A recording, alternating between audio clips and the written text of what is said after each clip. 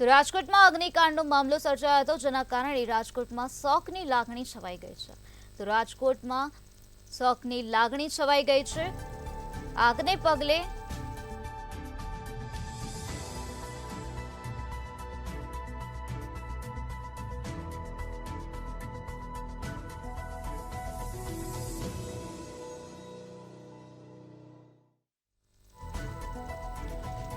પગલે રાજકોટમાં શોકની લાગણી છવાઈ ગઈ છે. આજે શહેરના તમામ વેપાર ધંધા રાજકોટમાં બંધ રહેશે. તો રાજકોટમાં જે અગ્નિકાંડ થયો, જેને પગલે રાજકોટમાં શોકની લાગણી છવાઈ ગઈ છે. તો ગમગીની વાતાવરણ રાજકોટમાં જોવા મળી રહ્યું છે. આજે શહેરના તમામ વેપાર ધંધા બંધ રહેશે. તમામ વેપારીઓ આજે વેપાર ધંધા બંધ રાખશે. વેપારીઓ આજે સ્વયંભૂ બંધ પાડશે. તો રાજકોટમાં જે ગોઝારી દુર્ઘટના સર્જાઈ, ત્યારબાદ રાજ્યભરમાં લોકોમાં રોષ ફેલાયેલો જોવા મળી રહ્યો છે. રાજકોટ વાસીઓમાં પણ રોષ ફેલાયેલો જોવા મળી રહ્યો છે. જેના અનુસંધાને આજે શહેરના તમામ વેપાર ધંધા બંધ રહેશે. રાજકોટમાં આજે શોકની લાગણી છવાઈ ગઈ છે. તો રાજકોટમાં ગમગીની વાતાવરણ જોવા મળી રહ્યું છે. દુઃખદ ઘટના રાજકોટમાં બની, જેના અનુસંધાને આજે તમામ વેપાર ધંધા રાજકોટ શહેરમાં બંધ રહેશે. વેપારીઓ આજે સ્વયંભૂ બંધ પાડશે. તો ગમગીની વાતાવરણ રાજકોટમાં જોવા મળી રહ્યું છે. આગ કાંડને પગલે રાજકોટમાં શોકની લાગણી છવાઈ ગઈ છે. આજે શહેરના તમામ વેપાર ધંધા બંધ રહેશે. વેપારીઓ સ્વયં બંધ પાડશે. તો આગને પગલે રાજકોટમાં શોકની લાગણી છવાઈ ગઈ છે. શોક ભર્યું વાતાવરણ જોવા મળી રહ્યું છે. ગમગીની ભર્યું વાતાવરણ રાજકોટમાં નજરે પડી રહ્યું છે. તો રાજકોટમાં જે ગોઝારી દુર્ઘટના સર્જાઈ, જેમાં નિર્દોષ 28 લોકો માર્યા ગયા, તેના અનુસંધાને આજે રાજકોટમાં તમામ વેપાર ધંધા બંધ રહેશે. રાજકોટમાં ગમગીની ભર્યું વાતાવરણ જોવા મળી રહ્યું છે. રાજકોટમાં માતમ છવાયેલો જોવા મળી રહ્યો છે. ત્યારે આજે શહેરના તમામ વેપાર ધંધા બંધ રહેશે. આગને પગલે રાજકોટમાં શોકની લાગણી છવાયેલી જોવા મળી રહી છે. આજે શહેરના તમામ વેપાર ધંધા બંધ રહેશે. વેપારીઓ આજે પોતાના વેપાર ધંધા બંધ રાખશે. વેપારીઓ આજે સ્વયંભૂ બંધ પાડશે.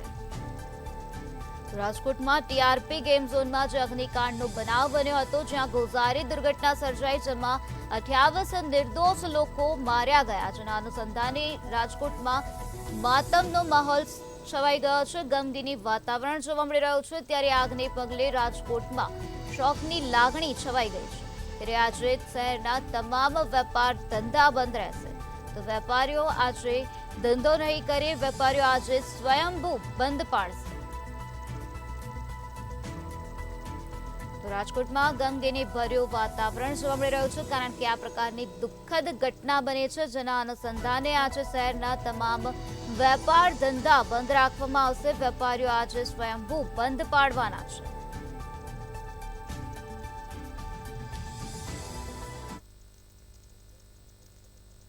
તો અત્યારે હાલમાં જે રીતે રાજકોટની અંદર ટીઆરપી મોલની અંદર જે આ અગ્નિકાંડ યોજાયો હતો, એટલે કે ગેમિંગ ઝોન ડેડ ઝોનમાં ફેરવાઈ ગયો, અને તેની અંદર જે નાના ભૂલકાઓથી માંડીને મોટા લોકો જે ગેમ રમવા ગયા હતા, એન્જોય કરવા ગયા હતા, એ શનિવારનો દિવસ કાળમુખો સાબિત થયો અને 28 લોકો તેમાં હોમાઈ ગયા હતા. આ તમામ દુઃખદ ઘટનાને લઈને જ્યારે કરુણાંતિકા સર્જાઈ છે, ત્યારે રાજકોટવાસીઓ પણ તેની સાથે જોડાયા છે. આ કરુણાંતિકાની અંદર રાજકોટવાસીઓએ સ્વયંભૂ આજે બજાર બંધની વાત કરી છે. એટલે આપ જોઈ રહ્યા છો કે સવારથી જે રીતે અત્યારે હાલમાં તમામ જે બજારો છે તે બંધ જોવા મળી રહ્યા છે.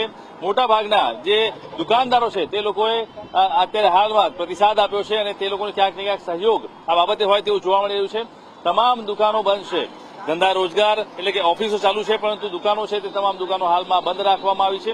અને એટલા માટે જ ક્યાંક ને ક્યાંક જે રાજકોટ શહેરને હૃદય કંપાવતી આ ઘટના છે, તેની અંદર તેના પડઘા સમગ્ર ગુજરાતમાં પડ્યા છે. અને તમામ લોકો ક્યાંક ને ક્યાંક આ દુઃખદ ઘટનાની અંદર સાથે જોડાયા છે. રાજકોટવાસીઓએ સહયોગ આપ્યો છે, અને તેમણે કહ્યું છે કે આ દુઃખદ ઘટનાની સાથે અમે સાથે છીએ, અને અમે તમામ લોકો ક્યાંક ને ક્યાંક આ બાબતે જોડાયેલા છીએ. ત્યારે કેટલાક રાજકોટના લોકો આપણી સાથે છે, તેમની સાથે વાત કરીશું કે તેમનું શું કહેવું છે. જે રીતે અત્યારે હાલમાં સમગ્ર પ્રકરણ છે તેમાં વાત કરીએ. શું નામ છે આપનું? સિકંદરભાઈ, જે રીતે સમગ્ર પ્રકરણ સામે આવ્યું છે, શું કહેશો? બજાર બંધની વાત છે. બજાર બંધ રાખવી પડે. આમાં બધા અધિકારીઓને સહયોગ દેવો પડે, બધા ભારતીયોને. કારણ કે આ ગરીબ માણસો જ હતા. 99 રૂપિયા ટિકિટ હતી, એટલે છેલ્લું વેકેશન હતું, ગયા હતા બધા માણસો, નાના ભૂલકાઓ. એનો શું વાંક છે? આ બેદરકારી કરી હોય એને કાયદા કાનૂની રીતે સજા પાત્ર મળવી જોઈએ. સાથે જ બીજા જે અન્ય લોકો જોડાયેલા છે, શું કહેશો? આપનું શું નામ છે? આપણું નામ દિનેશ. દિનેશભાઈ, જે રીતે અત્યારે હાલમાં બજાર બંધ રાખવામાં આવે છે એની વાત કરવામાં આવી છે, શું કહેશો? હા, દુર્ઘટના બની છે એટલે બજાર તો બંધ રાખવો જ પડે. એટલે બધી પાત્રીરા મળી ગયા છે હા. એટલે બજાર બંધ રાખવાની આવે. જે રીતે લોકો મરી ગયા છે, ક્યાંક ને ક્યાંક જે કસૂરવારો છે, જેમણે આ ભૂલ કરી છે, એમને સજા થવી જોઈએ. સજા ચાવી જોઈને બીજી વાર કોઈ કરે નહીં આવે. આપનું શું નામ છે? રહીમ રહીમભાઈ, જે રીતે આ ઘટના બની ગઈકાલે ગેમિંગ ઝોનની આપને ખ્યાલ હશે, ત્યારે આ સમગ્ર ઘટનાની અંદર અત્યારે હાલમાં જે બજાર બંધની વાત છે, આપ પણ ક્યાંક સહયોગમાં જોડાયેલા છો, બજાર બંધ રાખવામાં આવવાની વાત છે, શું કહેશો? બજાર બંધ તો રાખવી જ પડે. આપણે થોડોક સહયોગ આપવો પડે બધાને. અને આ જે ઘટના બની બહુ દુઃખદ ઘટના છે. અને ગરીબ માણસો, છોકરા, નાના માણસો હતા, બધા બાલગામ જેવાળા માણસો હતા. બિચારાની હાલત શું છે, ત્યારે કેવા હાવ થઈ ગયું શરીર આખું. કોઈ માણસ વળતા જ નથી, એવા ભાવ વળતા થઈ ગયા છે. આટલું પેટ્રોલ આટલું ડીઝલ રાખવાની જરૂર શું હતી એમાં, કેમ ઝોનમાં આટલી બધી કે આગ થઈ આવું થાય? બરોબર, આજે એકાદ દિવસ કેટલું ખરાબ થયું બહુ. અને નિર્દોષ પણ મરી ગયા આમાં હાવ. જે રીતે આ જે ઘટનામાં લોકો મરી ગયા છે, જે લોકોના ભૂલના કારણે લોકો મર્યા છે, એ લોકોને કેવી સજા થવી જોઈએ?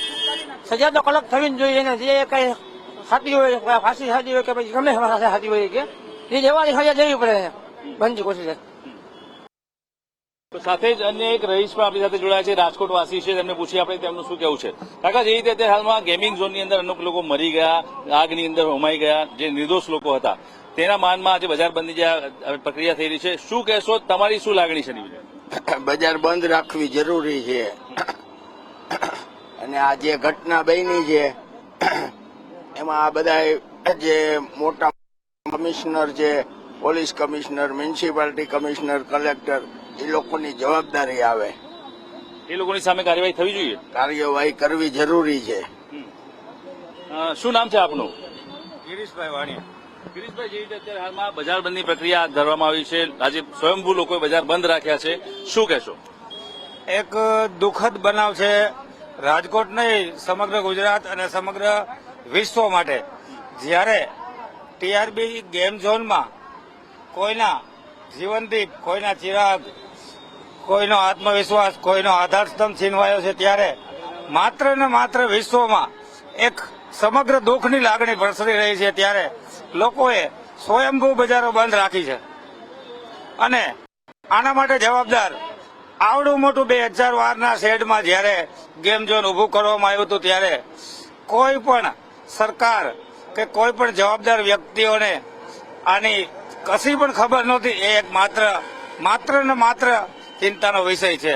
પાછળ શું થશે, શું નહીં, છૂટી જશે, આવશે, થશે, કોર્ટની પ્રક્રિયા થશે, ન્યાયિક પ્રક્રિયા થશે, બધું થશે. પણ જેનો આધારસ્તંભ ગયો છે, જેનો જીવનદીપ બુજાયો છે, તેનું શું? આજે જ્યારે સરકાર દ્વારા કડક પગલાંની કાર્યવાહી શરૂ કરવામાં આવી છે, આરએમસીના જે અધિકારીઓ છે તેને સસ્પેન્ડ કરવાનું ચાલુ કરાયું છે, પોલીસમાં જવાબદાર લોકોને સસ્પેન્ડ કરવાનું ચાલુ કરાયું છે. શું આ જ વસ્તુ પહેલા થઈ હોત તો આટલા જે નિર્દોષ જીવ છે તે ગયા હોત? રૂટીન છે, બધું રૂટીન છે. હરણી બોટ તમે લ્યો, મોરબીનો કાંડ લ્યો તમે, બરાબર, હાઈવે ની બધી દુર્ઘટનાઓ લ્યો, કોઈ દિવસ કશા પગલા લેવાતા નથી.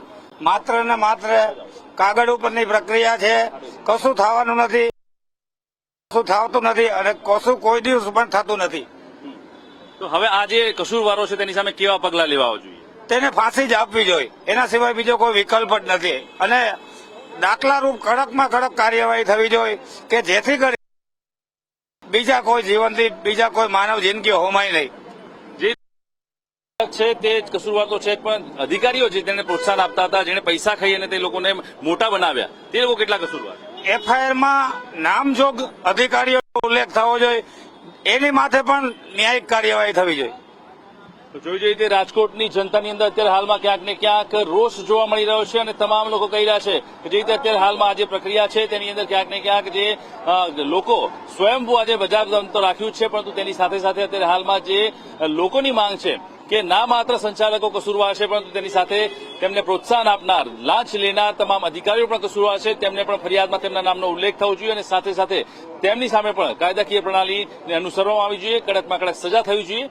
તો જ કદાચ આ જે મૃત્યુ પામનાર જે 28 લોકો છે, જે નિર્દોષ હતા, તેમના જીવને ક્યાંક શાંતિ મળશે, અથવા તો તેમની જે કુરબાની છે તે કદાચ વ્યાજબી લાગશે, કારણ કે અત્યારે હાલમાં જે રીતે અનેક કાંડ બનતા આવ્યા છે, ક્યાંક હરણી કાંડ લઈ લો, ક્યાંક સુરતનો જે તક્ષશિલા કાંડ લઈ લો કે પછી અન્ય કોઈ પણ કાંડ હોય, આ તમામ અગ્નિકાંડોની અંદર લોકો હોમાતા રહ્યા છે, અધિકારીઓ પોતાના ખિસ્સા ભરતા રહ્યા છે, પરંતુ પરિસ્થિતિ આખરે જેમની તેમ જ થતી રહેતી હોય છે.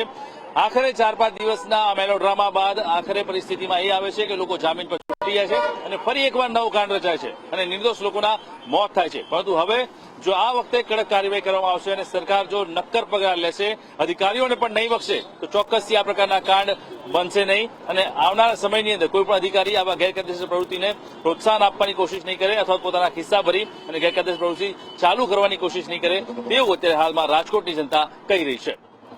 કેમેરામેન બિપિન નવીન સાથે વિશાલ મહેતા, મંતવ્ય ન્યૂઝ, રાજકોટ.